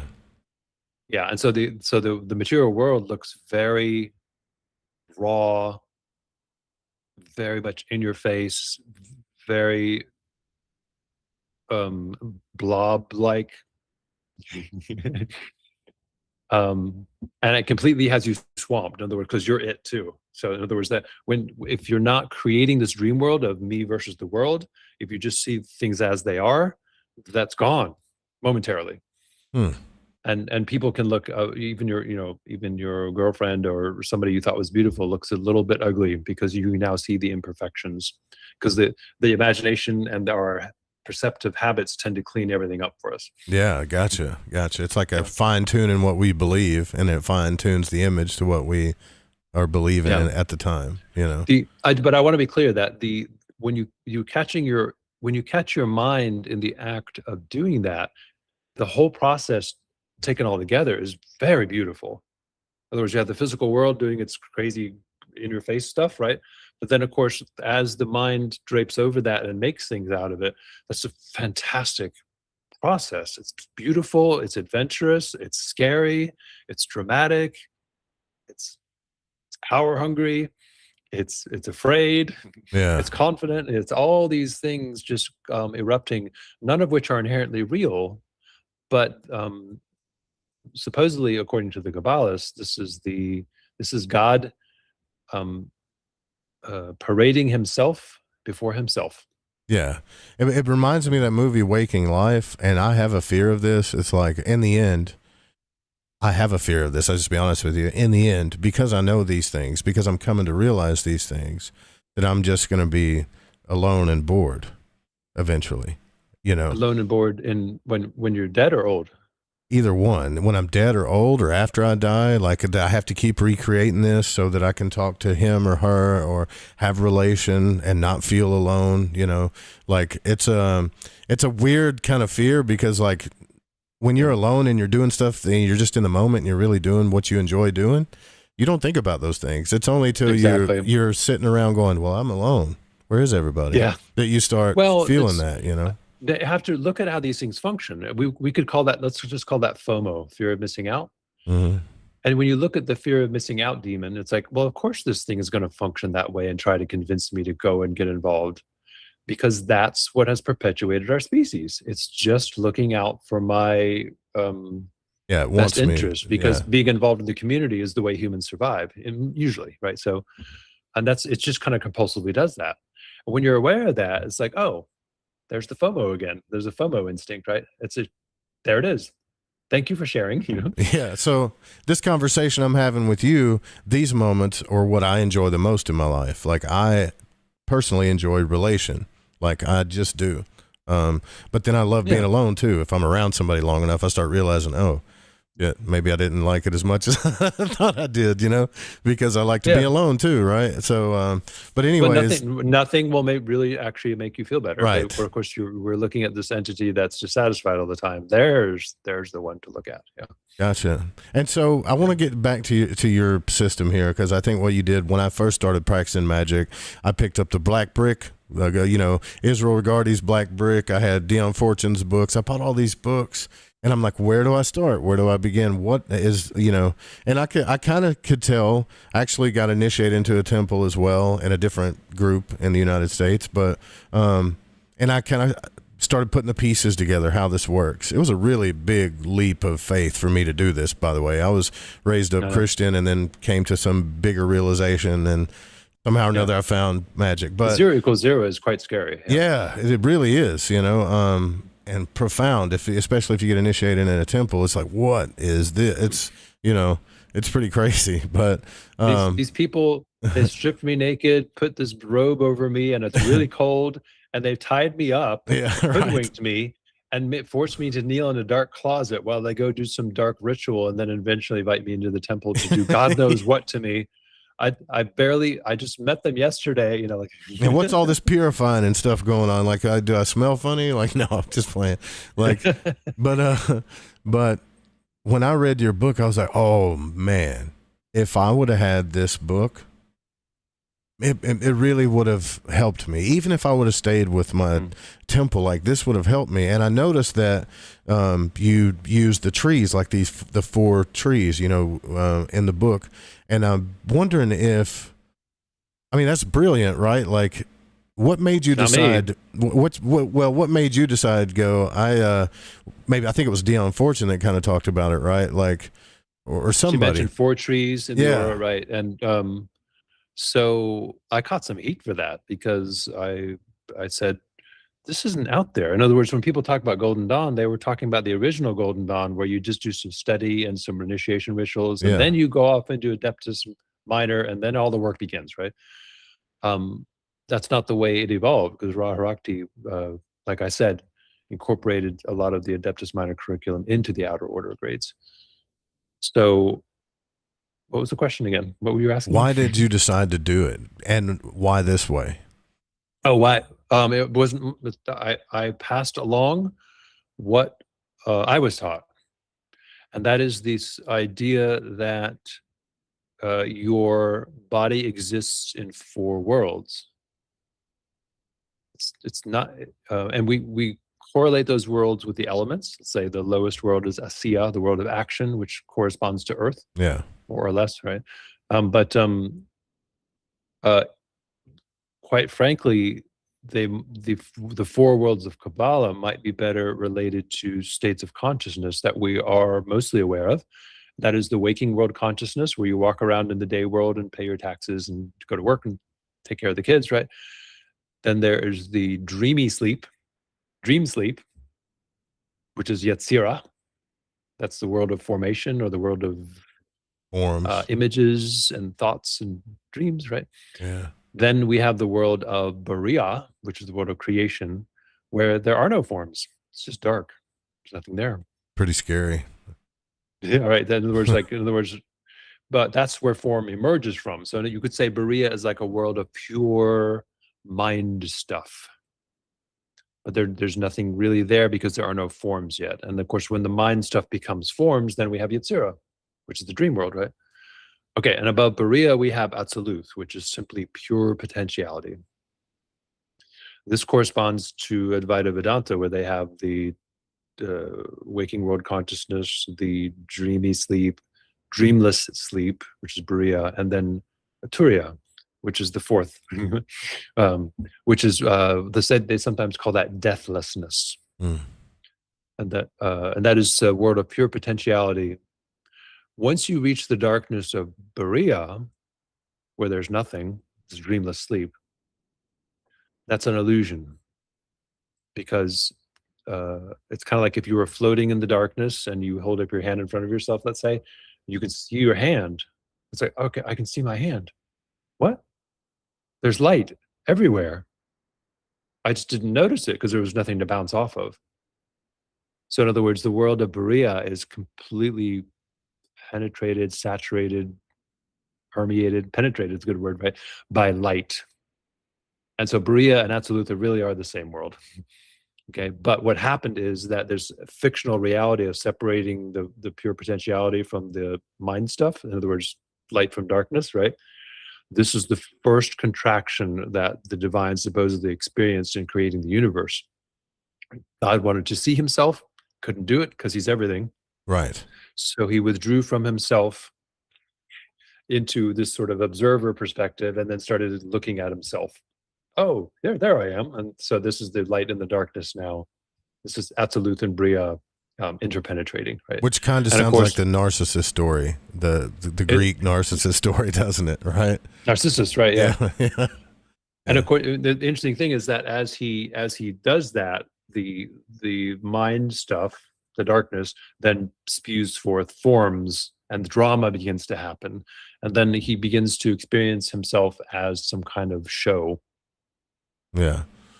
And you decided, well, what I mean is when you decided did you tell yourself like, I need to do this for people? Cause there's not a simple way. There really wasn't, before your book. The idea with the four trees in the Kabbalah magic system, this is a way of exploring all four levels of yourself as you manifest, from pure potentiality down to dreamless sleep of pure mind stuff with no form, which is essentially enlightenment right there.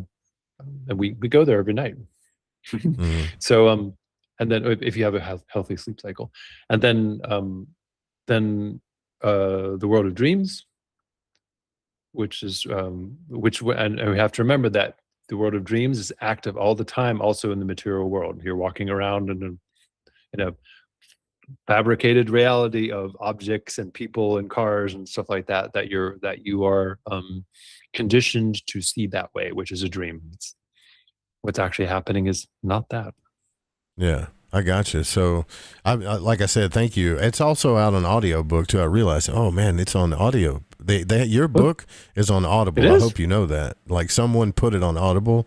You might want to go check that out if you don't know about it, because it's definitely on Audible.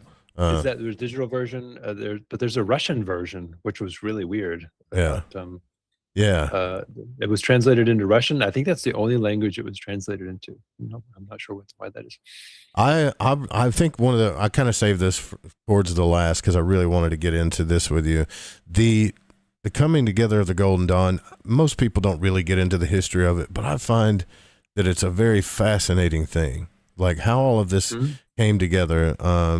And was it more powerful at first when it came together, or when they were making sure they were keeping silent, versus it is like now, and did it come together because like consciousness needed it to come together, or, was it a co-creative thing between us and God consciousness to make sure this thing came about? Like, it's really strange how it came together, like the history of it, We can, just to keep it simple, you could see that there were a bunch of Freemasons who were disappointed that Freemasonry wasn't really magical. Yeah.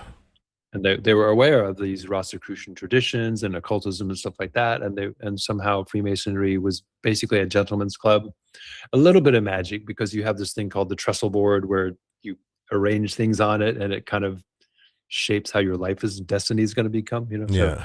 And so they probably were aware of these things, and they said, well, let's really do it. We know that there were these ancient mystery traditions, and we know that there is something real in this Harry Potter vision of magic that we entertain, right? Let's find it. Let's go after it. And fortunately, they had some of the old mystery tradition stuff to draw from. Probably, my guess is the best source they had was Iamblichus. Really? If you read Iamblichus on the mystery of the Egyptians or something like that, all of the Golden Dawn principles are there, because when he describes how Theurgy works, Golden Dawn covers all the bases. it's almost like you could see Mathers and Westcott checking these things off, right? Like, it's like we may have to make sure the magical system does all these things. Yeah, and then it works together too. Like even the tarot before the tarot, all the correspondences. If you read Christine Payne Towler's work, they were all different and switched up the planets and everything.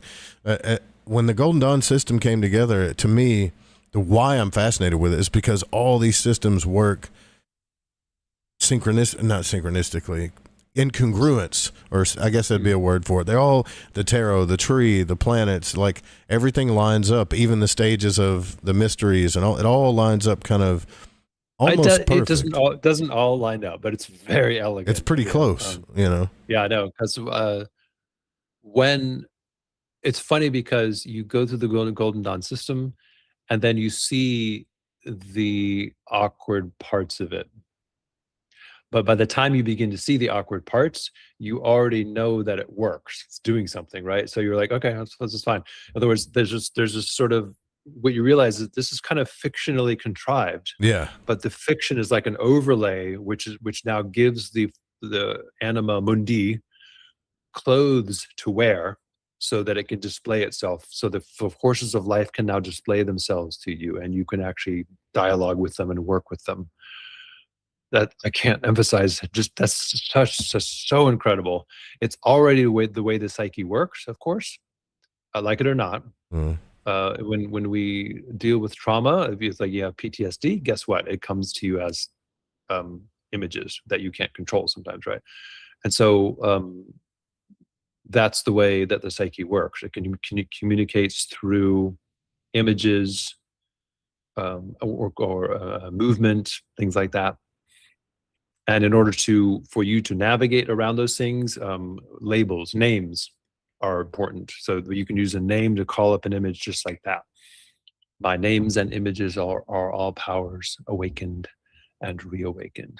I love ceremonial magic, Liam. The only problem I have with it sometimes is when I start using old Hebrew names that I'm like, I like it's weird because my psyche likes I like the Egyptian stuff, but when I start saying Hebrew names, I'm like, this probably isn't even in the real God. Can I just use my own names? I start debating in my head, right? Like, and then the other voice goes, just work the system, and when you get through it, create your own system, you know? Well, also play up the drama of it. We shouldn't really pretend that the use of Hebrew is intrinsically real. I think that the original Golden Dawn fed on that. Like, this is the real thing, right? It's a magical alphabet, yeah. That the use of Hebrew in particular was an element of exoticism. That is, mysterious, reputably powerful, language of the angels.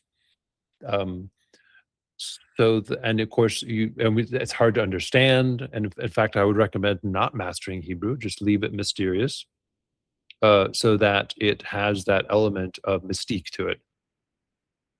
This is a very important part of magic. In other words, like you delving into things that you cannot completely fathom, and then you want to take advantage of the fact that there are exotic components that stir the imagination that way. And that's really how they function. That the mystery stays alive. Enochian's very much like that too. Say what? That there's a mystery that stays alive, kind of. Yeah, it's almost like a stand-in mystery. In other words, we already know that the universe is terrifyingly mysterious, right?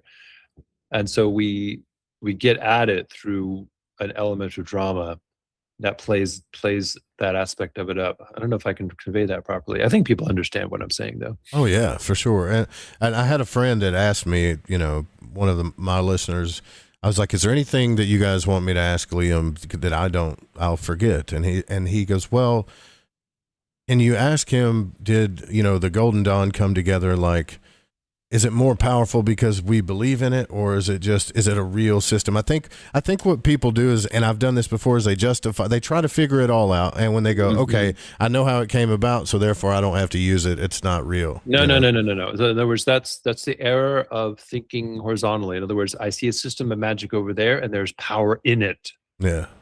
Nonsense.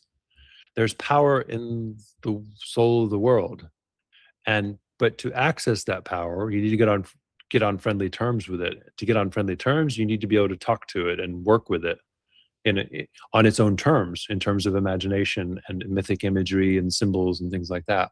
So the Golden Dawn is a system for doing that. The power is always there. It's not within the system. We'd like to say that, though. It's such a power, so powerful, right? But it's already there in the soul of the world herself. Interesting. So, I'm going to ask, Enochian then. Why? Right. Why? I feel like Enochian, in my experience with it, I shouldn't have ever messed with it. I wasn't ready for it. It's freaking weird. It's so crazy. It scared me a little bit. I was like, I'm not, ready for that. Maybe. Well, I studied Enochian extensively with the intention of that being maybe my primary system, and I don't really do it anymore. The Enochian system is very weird because when you prod things to happen, it's like the system doesn't care how much you can handle. Yeah. Just gives you crap right out of the karmic universe, right? Like, here you go. You want to explore wealth? Here's poverty, wealth. There's all of it.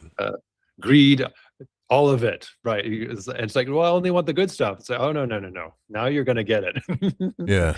So, whereas somehow with Kabbalah, the archangels or whatever, they're kind of standing there going, well, we care about you. We're only going to give you as much as you can handle. So that's a nice element of it. That's the difference. It's a friendship, right? Whereas the Enochian spirits are just kind of like, whatever. Is this why Paul Foster Case decided not to mess with it when he created Boda? Because I think he saw the dangers in it, right? Like a little bit. Yeah. Well, my experience with Enochian is that, first of all, the system wasn't really designed to do what the Golden Dawn does with it. It's pretty obvious when you study it. But it doesn't matter, because my impression was that the spirits liked it.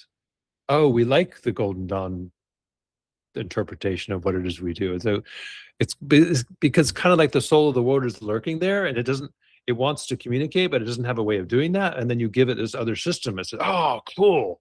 So we have the internal forces of Kabbalah, the external forces of Enochian, and now there's this fantastic synergy and dialogue happening. But anybody who wants to pursue Enochian should be careful. And you can practice Golden Dawn magic without any Enochian at all if you want to. It's terribly easy. Yeah. Gotcha. I go back to John D. and Edward Kelly thing.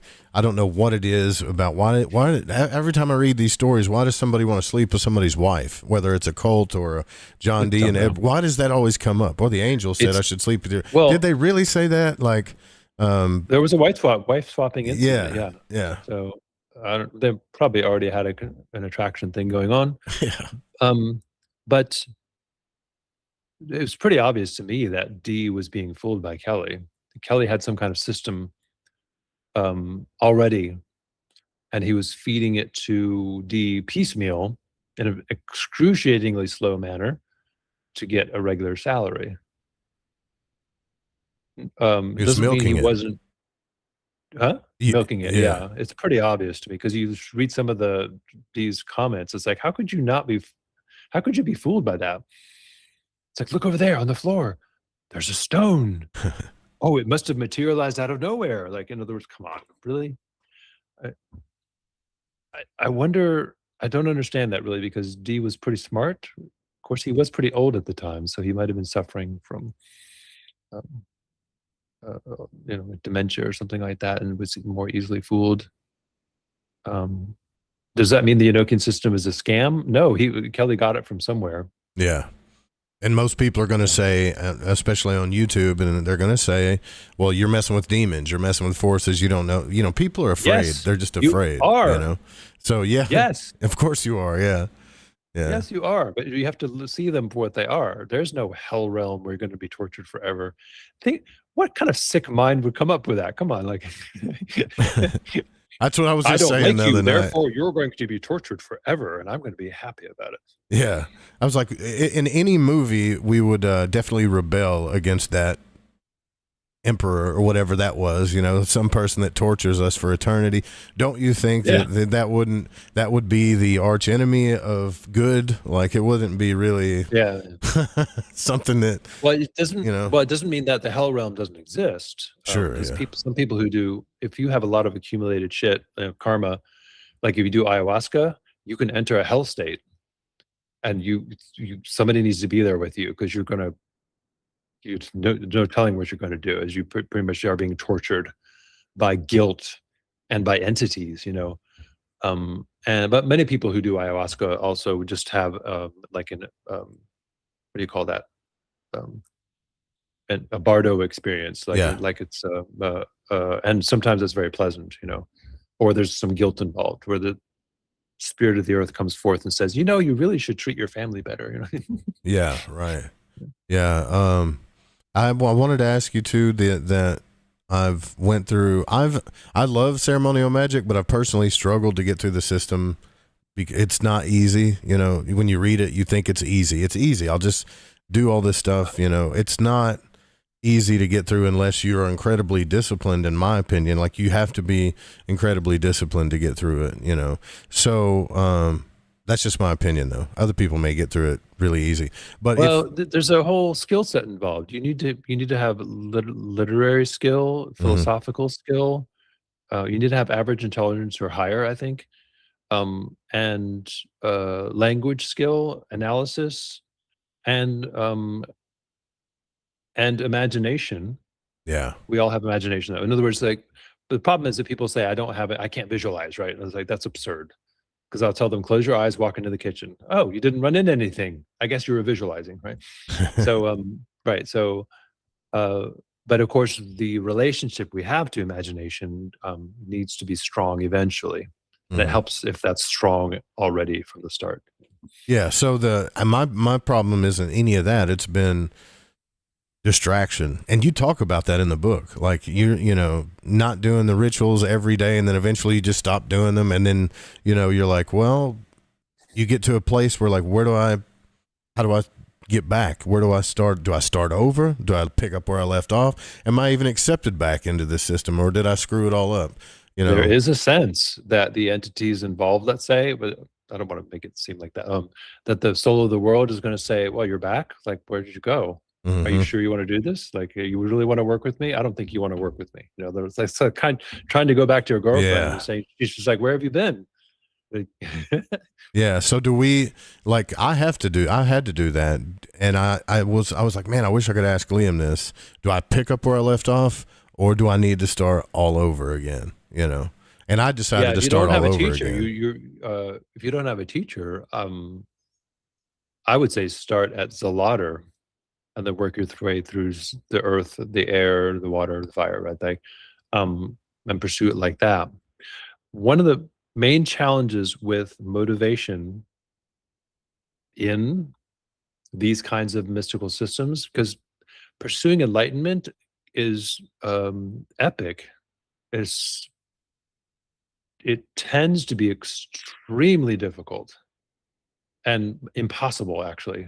Most people will not achieve enlightenment, obviously, because what the Buddha supposedly achieved is astonishing, actually. But you get flashes on the way. But the main thing that we're up against, I think, is what we call motivation dependence. In other words, well, in order to do anything at all, I need to be motivated first. And if I'm not motivated, I'm not going to do anything. So there. End of story. So today I don't feel like doing my work, so I'm not going to do it.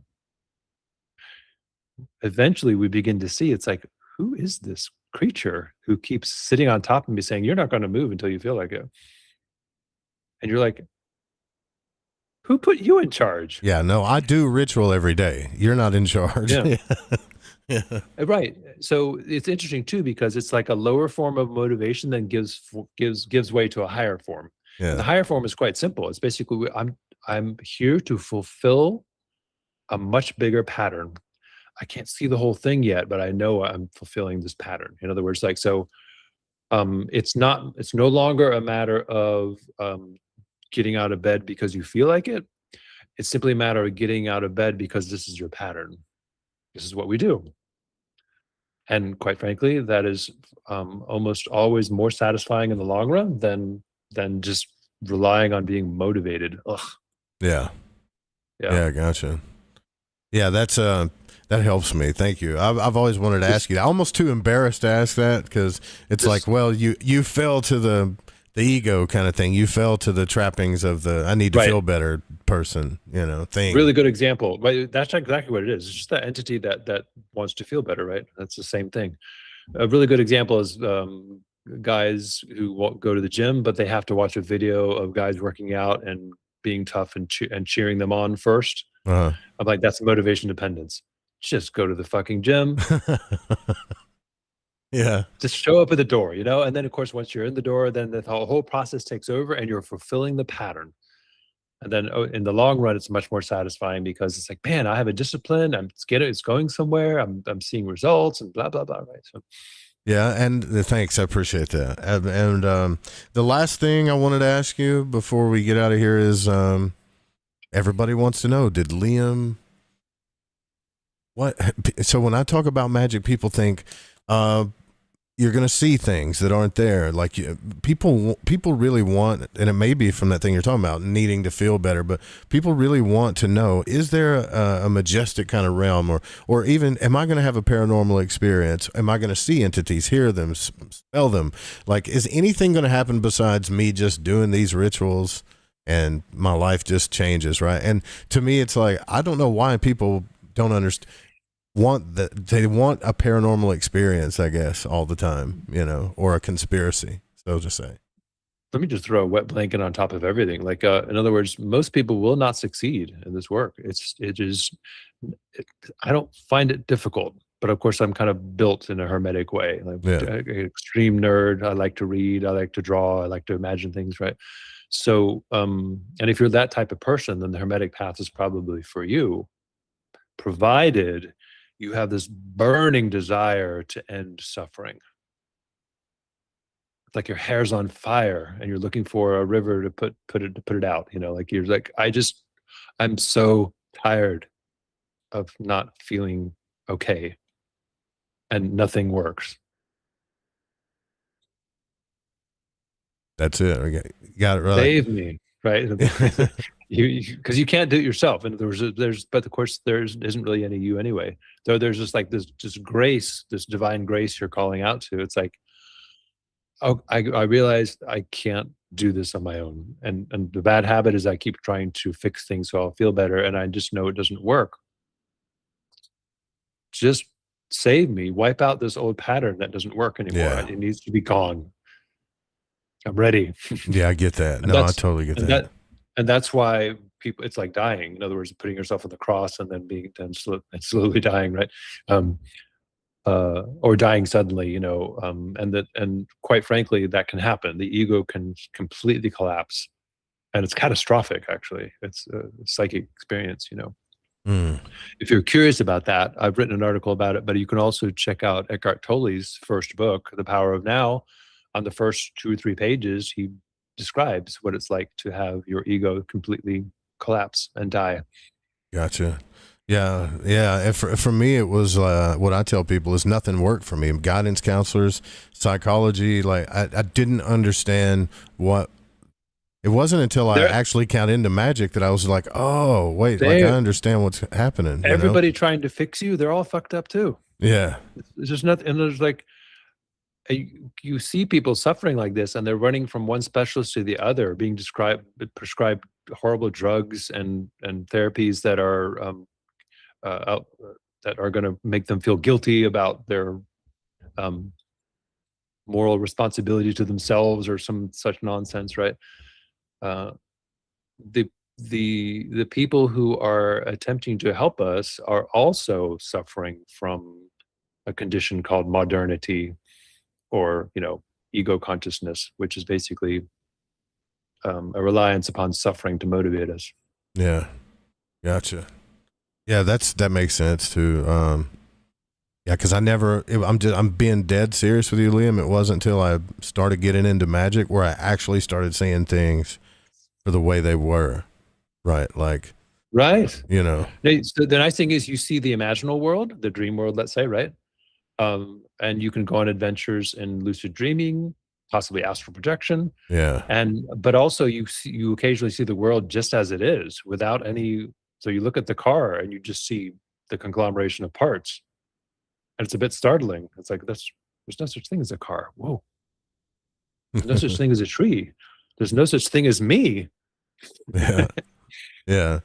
I want everyone here to, like, I'm hoping that with this interview, they understand a little bit why I bring your name so much up during the show, and that they can find your YouTube channel. I personally do the one-on-one sessions. I need a teacher, and I appreciate that you offer those. I'm glad I'm a part of it. I'm afraid that I wanted to get in there before they all filled up. I got a feeling that they're going to fill up pretty fast, Cool. you know? And then you also have, so you got your book, you got your Patreon too. I noticed you moved all your articles from Medium. Did you move them over to I had Patreon? a Medium site, right? And then I moved them to Patreon. And of course, there's new stuff coming out. I'm going to be doing some recordings of guided visualizations and whatnot. You and I were talking about that. Yeah, yeah.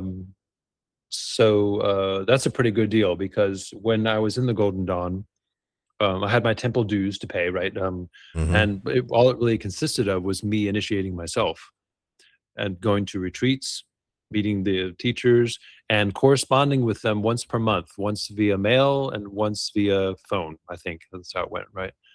And then otherwise it was me studying and making progress and doing ritual every day. This is available to you guys now. In other words, you can have contact with me through the Forbidden Realms site, the Patreon site, and you get direct access to me. And it takes me maybe 2 or 3 days to respond. There's lots of people on there, but yeah, you can do that.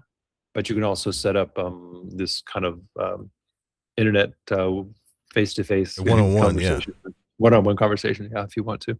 Yeah, which I find extremely helpful. I almost went into Crowley's AA, but I just didn't want to take on this idea of Theurgy, or not Theurgy, I'm sorry. I can't even, thelema as a religion kind of thing. Like, I just wanted the one-on-one kind of like, instruction versus what I was doing was going to a temple once every 5 years and then doing everything else online or something, before that.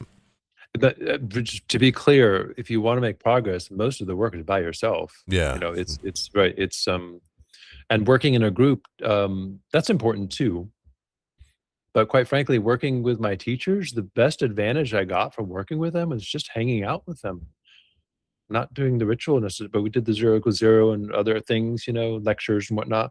But just hanging out with them, watching TV, eating with them. Because they are already largely free of much of the suffering, in other words, and it just rubs off on you. Oh, if that makes any sense. Yeah, for sure. Yeah. It's like, oh my God, this is possible. I mean, I can actually be free of this thing that's nagging me all the time, because they seem to be mostly free of it. Yeah, and I noticed this too, like with the authentic. I've done it, man. Like when it comes to trying to be authentic, I've went to the coaches, the online coaches, the relationship coaches, the attraction coaches, this coach, that coach, and they're all and it seemed like you were talking about earlier, they're all trying to give you a formula so that you can get what you want and all this other stuff. But the problem maximize your productivity, right? Right, and the problem is like if you don't come into your true authenticity, you're just going to cause more suffering trying to get what you want all the time. Like it's like, you know what I mean? Authenticity is right. It's right there behind that entity that needs to be satisfied. This dissatisfied entity, the authenticity is right there behind it. It's always been there, but this nasty little ego bugger steps in and says, "Me, I don't feel good. Go do this." Well, and what would you say, like, when people go, well, I'm 40 something years old now, Liam, I know myself.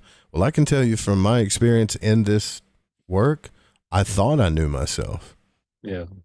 I don't really. I'm now discovering myself. Well, the authentic answer would be more like, I have no freaking idea who I am anymore. Yeah. It's like, and it's fantastic. Yeah. There we go. Right. Yeah. Well, thanks for coming on and doing this, man. I really, really appreciate. I've been looking forward to it for some time. I'm glad that you're even on the internet doing this stuff, and I think that it's just only going to get better for you.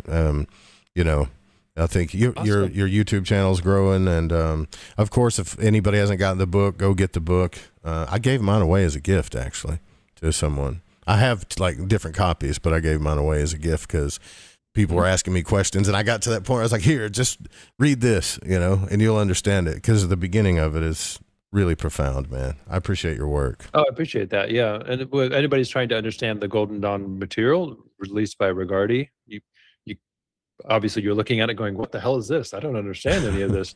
Going through the Kabbalah Magick book, if you go through the curriculum in there, you will understand all of it. Yeah.